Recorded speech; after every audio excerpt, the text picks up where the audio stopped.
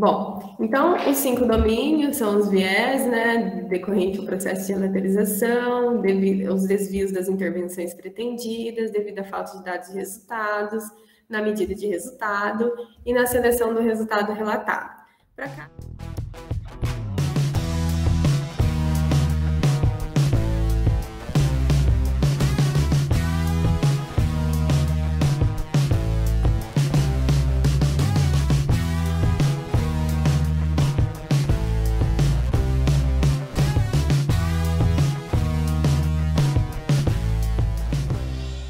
Vou apresentar para vocês a Carla Silva. Ela vai falar sobre os riscos e aí eu coloquei até uma provocação para vocês entenderem isso. Quais os riscos de se avaliar os riscos de vieses dos insights aleatórios? Sabe por quê? Porque as pessoas têm medo, as pessoas não sabem. Então, qual é o risco que você tem de avaliar o risco?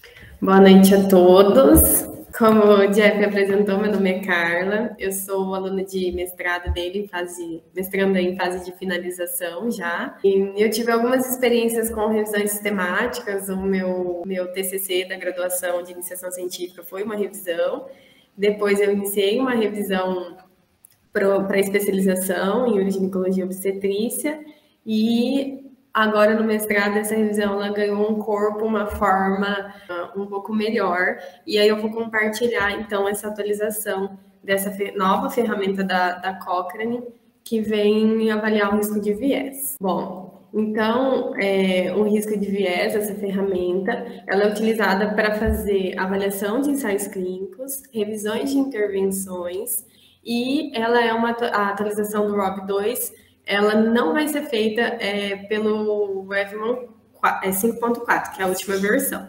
Então, assim, a Cochrane fez uma reformulação de como se avaliava o risco de viés, daquela de 2008, e aí ele, dentro da nova ferramenta e dentro das novas atualizações, ele subdividiu os que são ensaios clínicos, vão ser avaliados pelo ROB2, os que são ensaios não aleatórios, eles vão ser por outra ferramenta, em estudo de crossover ou cluster, eles vão ser avaliados de outra forma, por outra ferramenta. Então, foi tudo subdividido.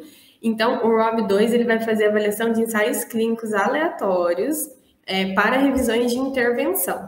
E aí, essa é uma informação que o Jeff soltou aqui durante a aula, que para o ROB2, o handbook ele não direciona para que se faça os modelos estatísticos pelo Revman 4, mas que se faça pelo Revman Web. No entanto, ela ainda não está assim redonda para publicação nem para utilização ainda. E dentro do Revman 5.4, eles não vai ter atualização para se utilizar o ROB2, vai ser utilizado ainda o ROB1. Então, o ROB1 ele foi escrito em 2008. O software que a gente usa daí seria o Revman 5.4. E os itens que se avalia dentro do risco de viés são esses que o Jeff já trabalhou durante a aula, que é a aleatorização, a ocultação da alocação, a linha de base, os grupos serem semelhantes, o avaliador ser mascarado, né, ou o terapeuta ou paciente, dependendo da condição, a análise por intenção de tratar e o tempo de segmento. Para a nova plataforma, foi atualizada em 2019, e aí a direcionamento é que se faça a estatística no Revman Web, que ainda não está 100% disponível, e a Cochrane vem conversando sobre a data de obrigatoriedade das revisões publicadas a partir de 2022 serem publicadas só com o ROB2. No entanto, essa data ainda ela não existe, ainda se aceita as duas maneiras, mas incentiva-se muito, e para até que melhore essa plataforma e tire potenciais dúvidas dos revisores, né, dos autores, várias plataformas e vários meios de feedback eles têm oferecido para que essa plataforma melhore e que só fique usando esse modelo atualizado. Então, os domínios que eles avaliam seriam 5 domínios, onde existe o viés decorrente ao processo de aleatorização, o viés devido aos desvios das intervenções pretendidas, viés devido aos resultados ausentes, viés na medida de resultado e viés na seleção do resultado relatado. Bom, O handbook também fala sobre essa atualização de como a gente vai falar sobre o tipo de viés. Então, aquele quadro que o Jeff apresentou, que falava sobre o viés de seleção, viés de performance, viés de detecção, eles desestimulam a utilizar esses termos. Porque dentro dessa nova reformulação de domínios, a gente sabe, dentro do nome do domínio, sobre o que a gente está falando. E, antigamente, isso gerava conflito e confusão na hora da descrição dos potenciais itens assim que foram avaliados no risco de viés.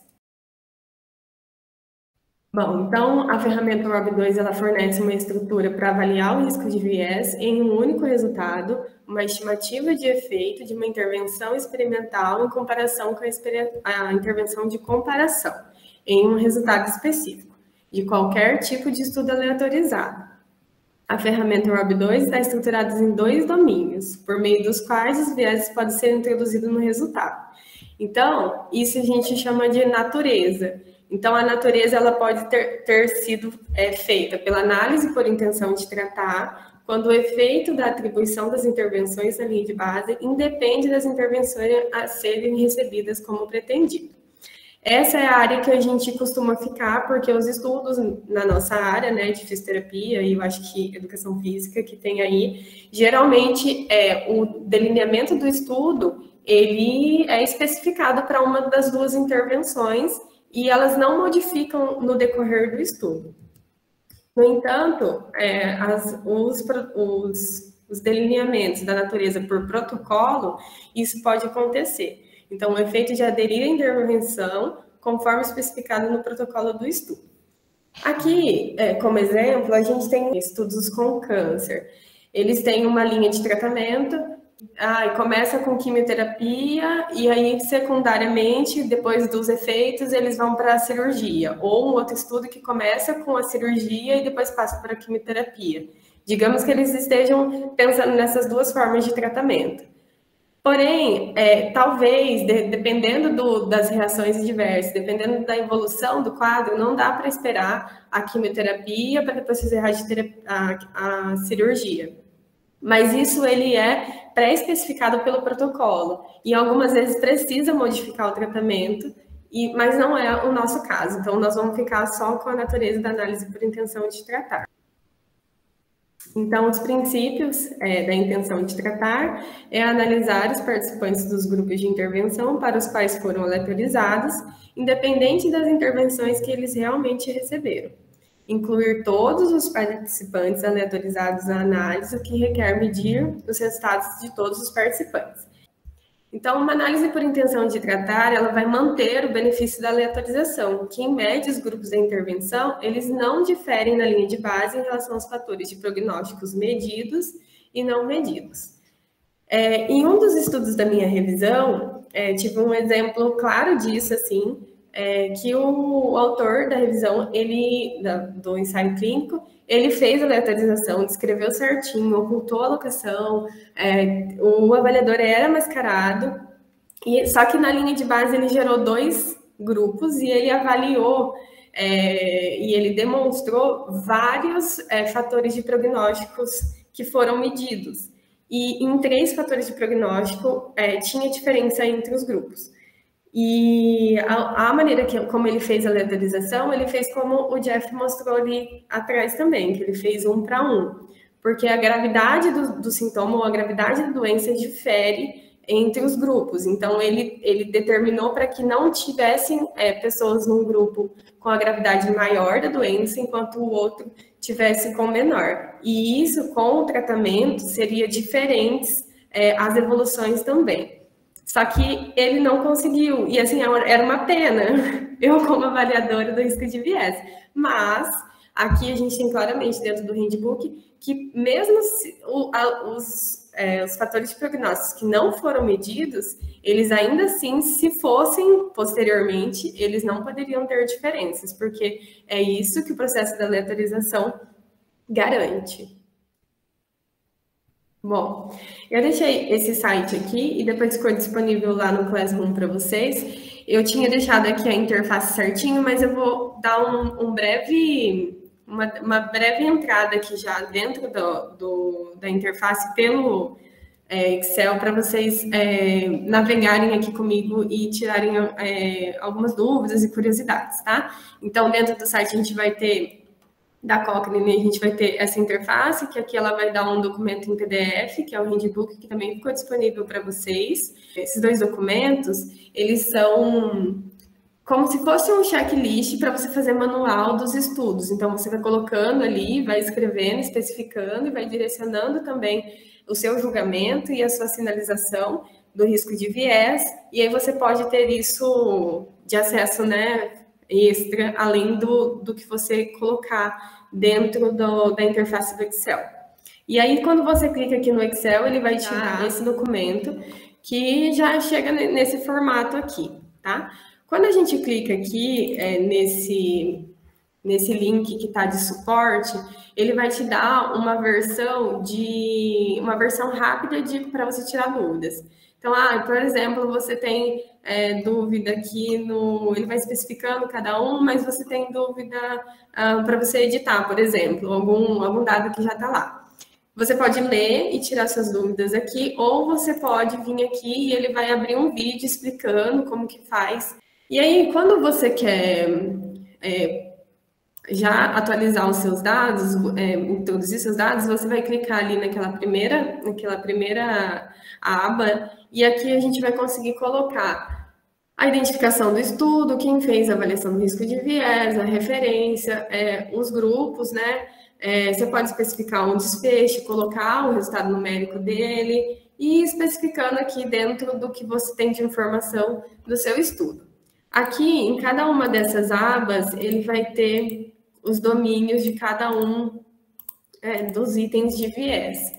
Eu baixei esse documento aqui hoje, e ele não está aparecendo as perguntas de sinalização, mas acredito que seja um problema ali na hora de codificar ou baixar o documento, mas, no geral, quando eu baixo, vem certinho.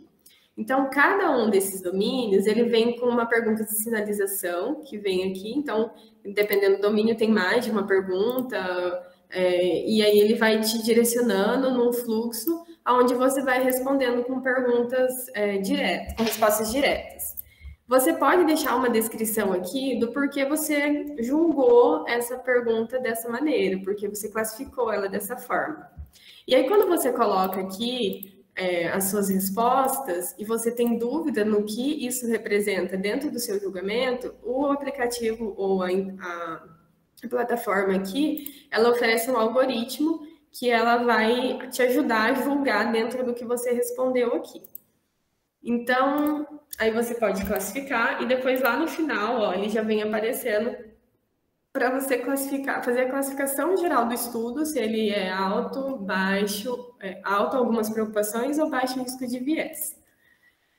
Aqui a gente tem também uma opção de colocar se teve direção do efeito, direção do viés. Então, por exemplo, se o estudo fez a ocultação da alocação, ele fez, depois ele fez a aleatorização, fez a ocultação da alocação, e depois ele pergunta aqui, teve algum processo, teve alguma diferença na linha de base que sugere algum problema com o processo de aleatorização?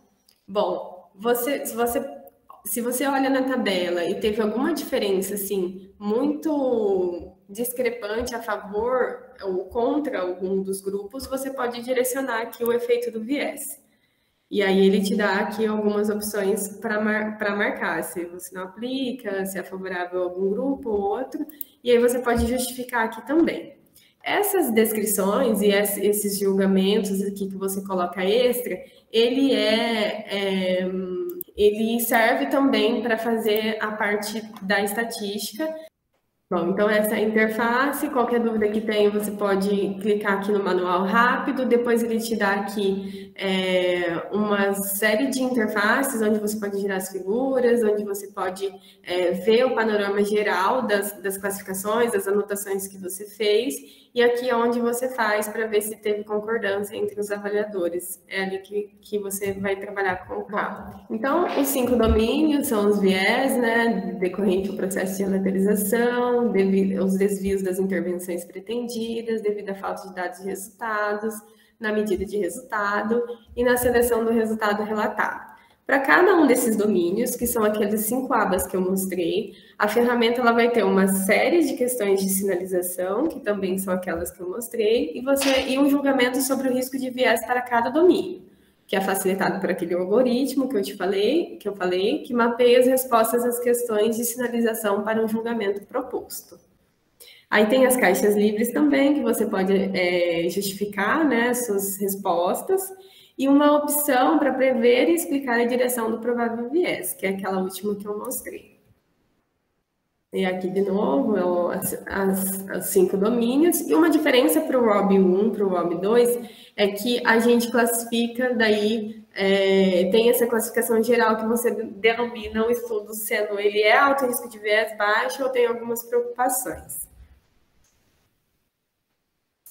As questões de sinalização, elas visam fornecer uma abordagem estruturada para obter informações relevantes para avaliação do risco de viés. Elas procuram ser razoavelmente factuais por natureza, mas alguns pode existir algum grau de julgamento. Então, é aquele exemplo que eu também dei agora ali naquele estudo com o Jeff, que a gente precisou, assim, esclarecer a dúvida, pedindo informações para o autor, porque, assim, se fosse julgar, provavelmente está certo, provavelmente não tem viés, que é essas respostas aqui que a gente daria. Quando a gente dá um provavelmente, é porque a gente julgou aquele resultado. Quando você vai para o CAPA, ele vai dar a diferença aqui. Mesmo, né, se essa opção usar ou não usar, acho que o Jeff já falou sobre isso também. Mas a diferença é que quando a gente coloca provavelmente, é que isso foi subentendido pelo autor, e não que a resposta era claramente descrita no texto, que você tem uma resposta firme e consistente. Então, sobre julgamentos. E quando você tem nenhuma informação, é quando você não tem detalhes suficientes para você julgar esse item específico. Bom, então aqui é onde eu coloquei as respostas de sinalização, que é yes, ou provavelmente, não e não informado. Uma vez que as questões de sinalização elas são respondidas, o próximo passo é chegar ao julgamento do risco de viés dentro de cada domínio. E ele pode ser classificado de 3 formas, como baixo risco de viés, algumas preocupações ou alto risco de viés. O ROB2 inclui julgamentos opcionais, a direção do viés para cada domínio e o geral também, que foi aquela última janela da interface lá que eu mostrei para vocês também. Então, tanto na classificação geral do estudo, você pode classificar ele como alto risco de viés, tendo uma direção do viés para o grupo X ou para o grupo Y. Então, aqui é onde a gente faz o julgamento, e é onde tem o algoritmo, que eu mostrei também, e aqui é onde a gente descreve a direção do viés. Bom, sobre o viés devido ao processo de aleatorização, a primeira pergunta é se a sequência de aleatorização se a sequência de alocação foi aleatória, que é daquela maneira como o Jeff mostrou na aula anterior também, onde você gera uma sequência e na sequência você oculta essa alocação, e se ela foi feita adequadamente, né? E a terceira questão, ele pergunta se as diferenças basais entre os grupos de intervenção sugerem algum problema com o processo de aleatorização. Aqui eu coloquei algumas maneiras que são descritas pelo handbook, que é a aleatorização simples ou irrestrita, aleatorização bloqueada ou em blocos, que é como o Jeff mostrou também em um dos estudos, ou restrita, e a aleatorização estratificada. A estratificada serve exatamente para aquele exemplo que eu falei, dentro da gravidade da doença, você conseguir estratificar para que os grupos sejam parecidos também. Eu coloquei aqui esse exemplo, então, ó, a sequência foi gerada, né, por números no computadores, e em sequência eles foram colocados em envelopes opacos. Depois ele fala aqui que o envelope foi aberto por uma pessoa que era imparcial, né, a aleatorização. E aqui também um outro exemplo onde ele faz a aleatorização, onde um participante vai para o grupo do estudo e 2 participantes vão para o controle. E aí ele faz cálculo também da amostra também e chega nesses dois nesses 2 números aqui para cada grupo. Bom, o viés devido ao processo de aleatorização. Ele ainda deve ser em envelopes selados e opacos, aí como no exemplo lá do Jeff também, ele era opaco, mas ele não era selado e fica de fácil manipulação. Aqui, ó, eu deixei um exemplo, ó, aqui os participantes eles tinham um grau moderado de linfedema e eles foram aleatorizados para 2 grupos, usando os computadores, né, e uma aleatorização em bloco. E aí depois o autor também, o avaliador não era envolvido com o processo de aleatorização. Bom, ainda segundo esse domínio, os grupos semelhantes na linha de base. Aí eu coloquei aqui que é importante que os desequilíbrios basais, que sejam consistentes com o acaso, não sejam interpretados como evidência do risco de viés. Desequilíbrios de chance não são uma fonte de viés sistemático. E aí, esse exemplo aqui, e o que o handbook fala, é que mesmo quando você faz corretamente, como você segue todos os itens ali e consegue chegar no processo corretamente, pode ser que dentro do acaso um item pode ser que dê diferença.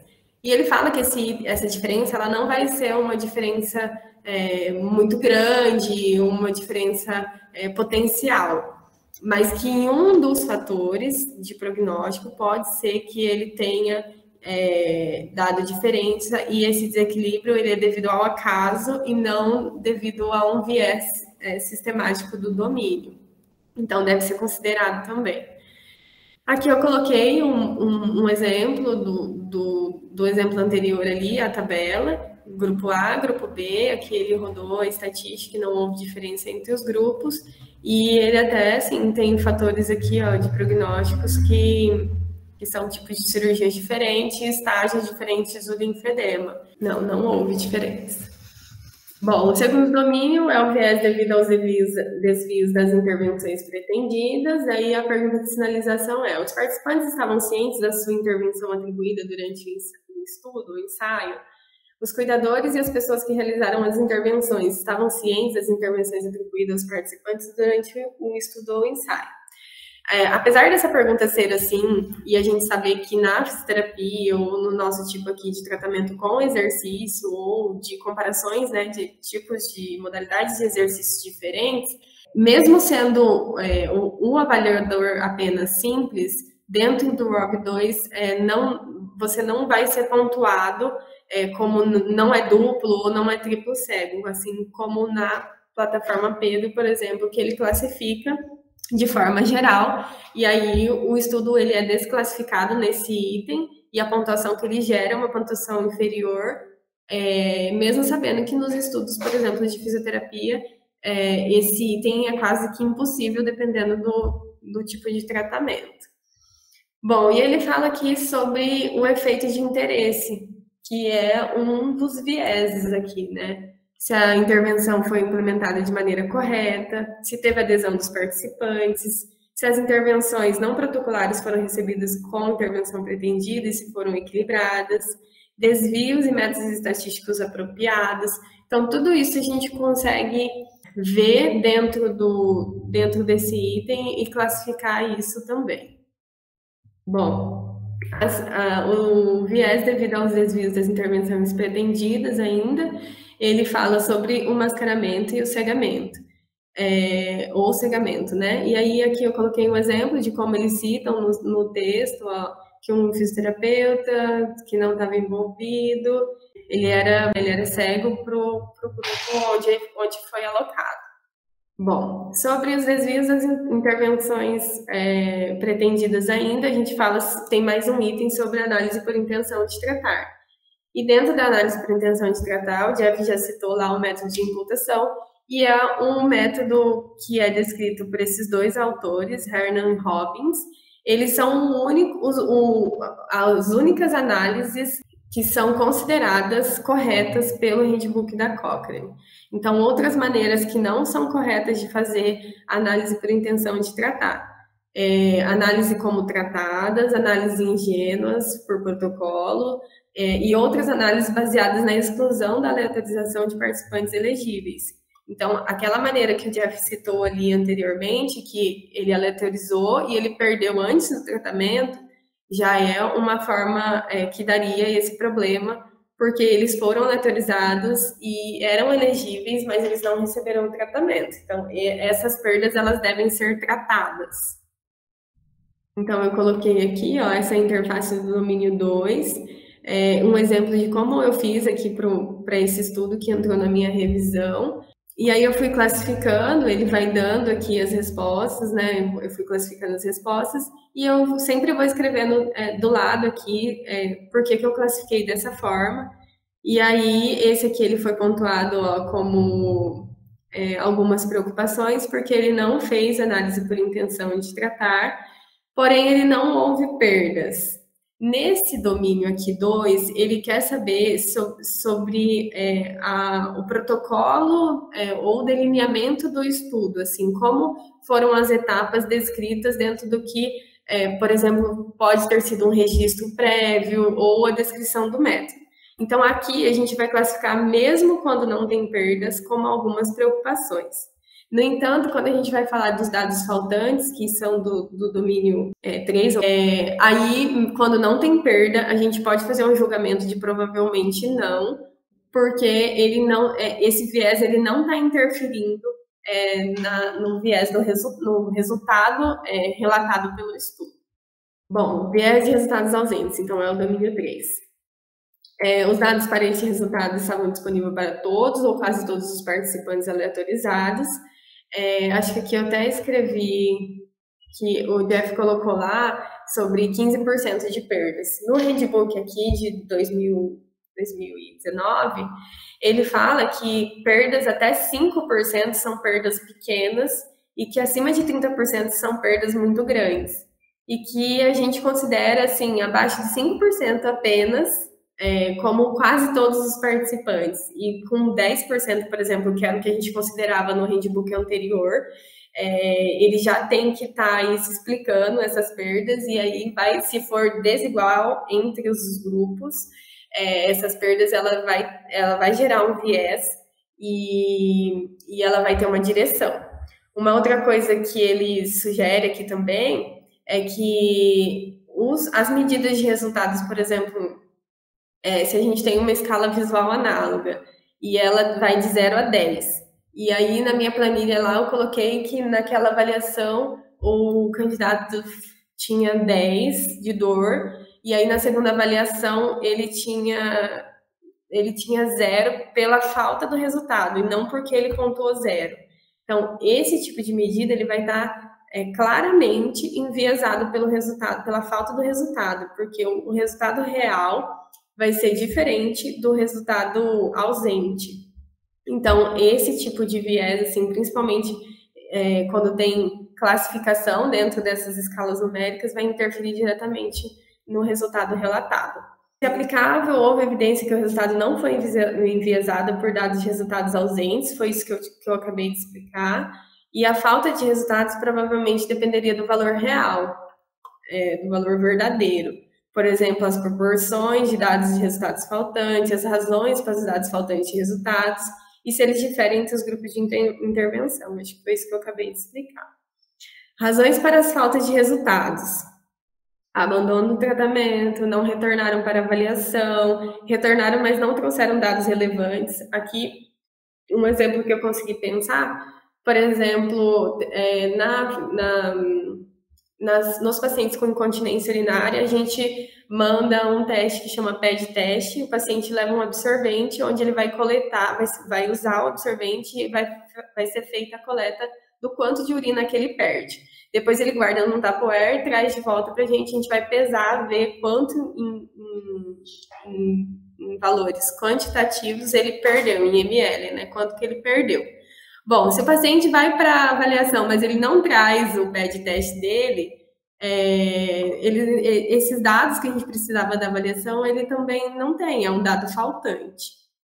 Registros perdidos ou indisponíveis, e óbitos, que também tinha ali no caso relatado pelo Jeff. Viés devido aos resultados ausentes ainda, a gente fala sobre o valor real e o valor ausente, foi o exemplo que eu acabei de dar sobre a escala visual análoga, onde 0 é classificado como sem dor, e não é porque 0 ali representava ele estava sem dor, mas representava um dado ausente, uma casela vazia.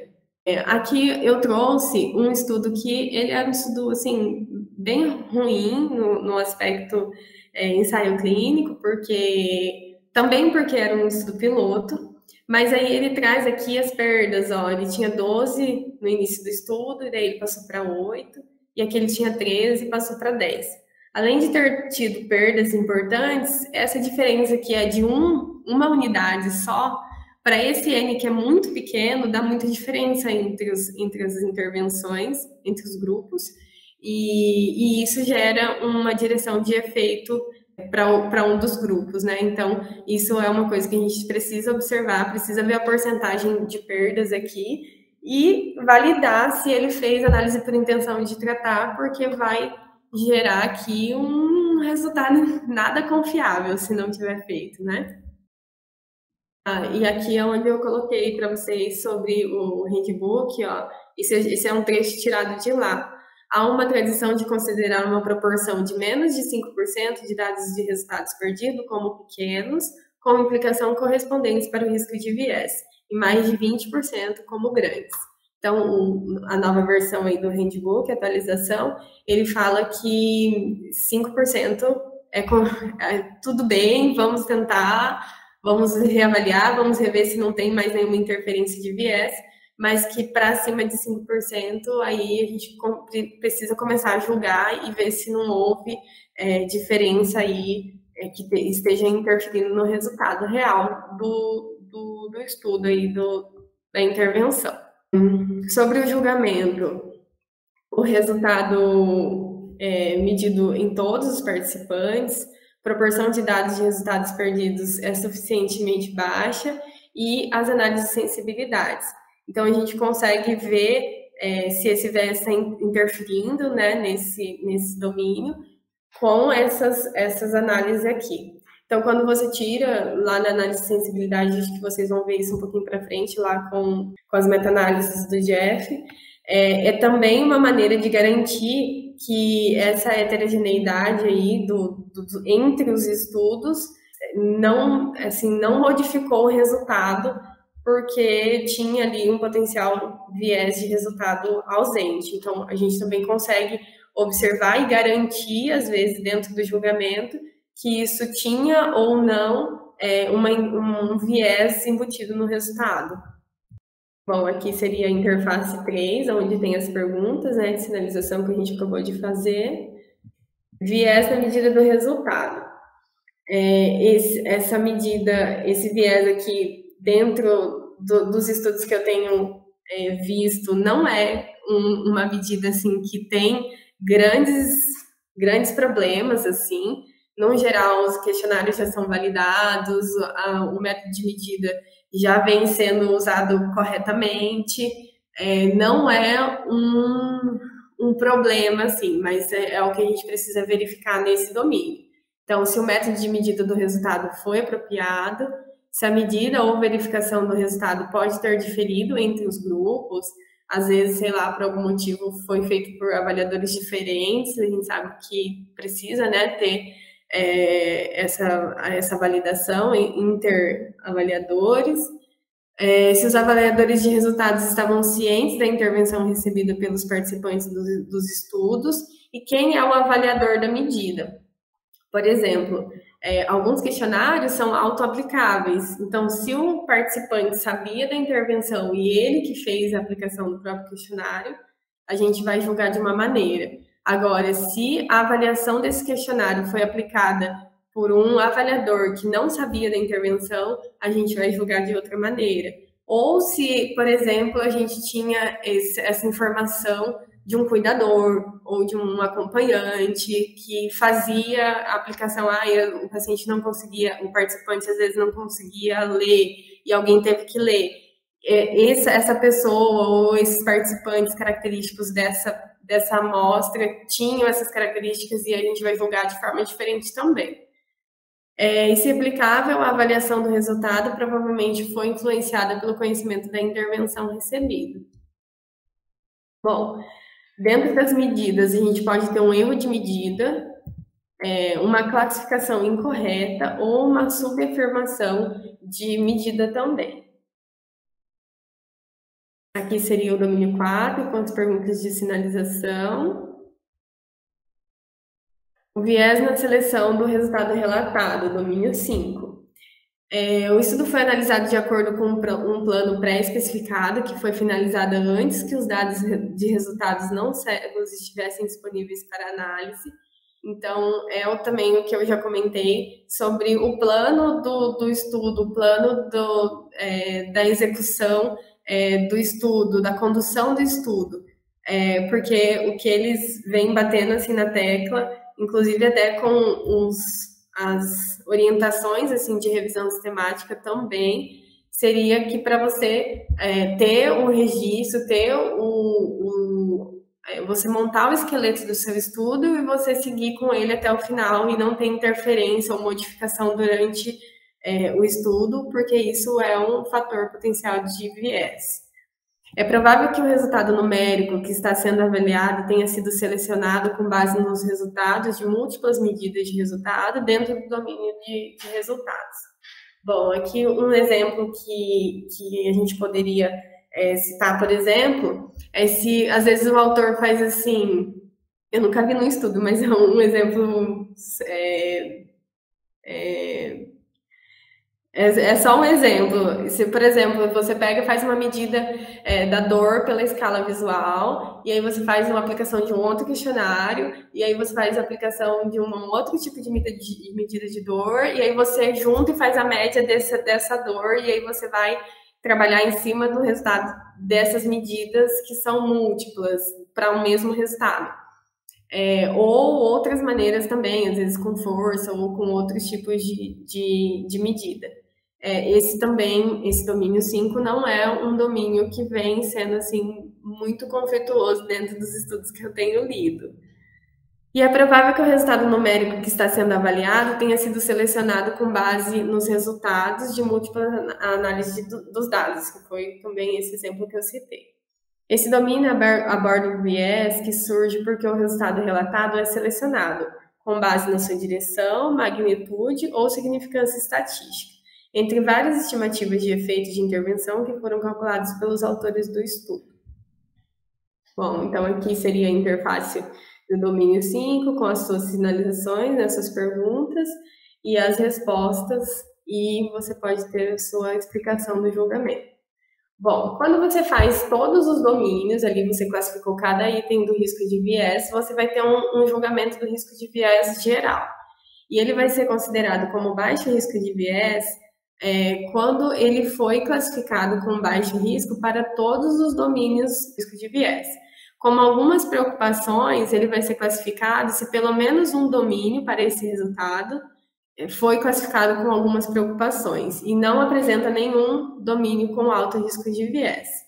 E como alto risco de viés, quando o estudo tem pelo menos uma classificação dentro do domínio com alto risco de viés, ou quando há mais de duas classificações denominadas algumas preocupações.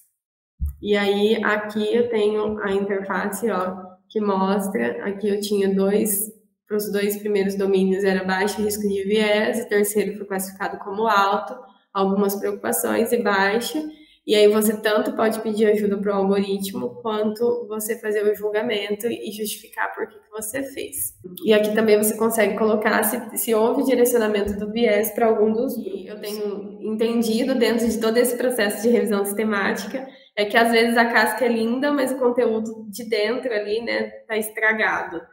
E isso a gente consegue modificar quando a gente faz uma análise correta da validade desses estudos, e a gente consegue extrair um resultado do nosso estudo com certeza daquele resultado ou com garantia de que aquele resultado não está enviesado por outros fatores. Então, por mais que você não tenha uma figura linda, igual aquela figura que o Jeff mostrou do network, ou uma meta-análise com milhões de ensaios clínicos, você ainda pode oferecer um resultado de qualidade quando você consegue determinar o que é realmente um resultado relevante a se considerar e o que é um resultado que pode estar, assim, desviando a verdade sobre aquela pergunta.